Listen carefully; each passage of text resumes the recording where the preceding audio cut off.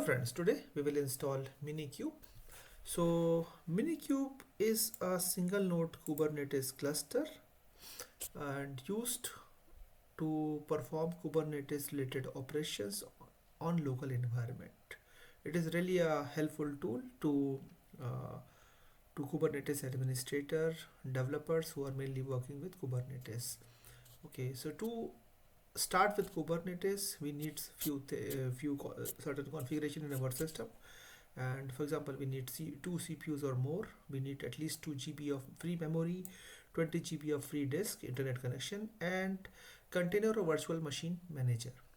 For example, Docker, Kumu, HyperKit, Hyper-V, KVM, VirtualBox, Podman, VMware, Fusion. Okay, so I will be installing Minikube in Windows. However, there are other options too, Linux and macOS. Okay, we have got this architecture of Windows, and release type is stable, installer type is exe download. Okay, so I copy this thing, I open my PowerShell, paste it, and I close my window. Why I close my window? Because I already installed Minikube in my system and I don't want to reinstall it. In case you don't have Minikube installed in your system, you can copy it, open PowerShell in admin mode and paste it and wait for some time. It will be installed. Okay, and then you make sure that Minikube is also present in your path. Okay, like this way.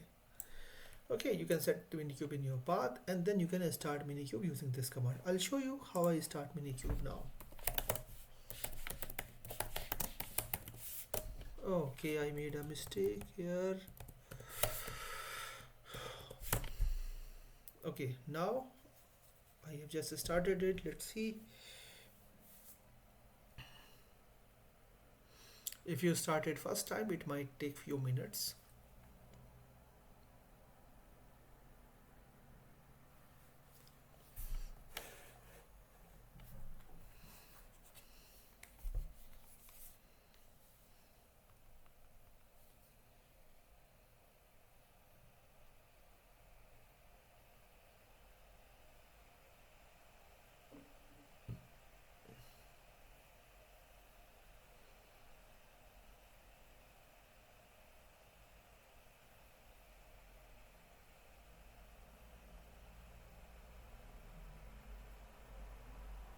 Okay, so now my Minikube is started and I'll be checking some Kubernetes. This is the kubectl. It is a command line utility for Kubernetes. So I'm just checking some cluster information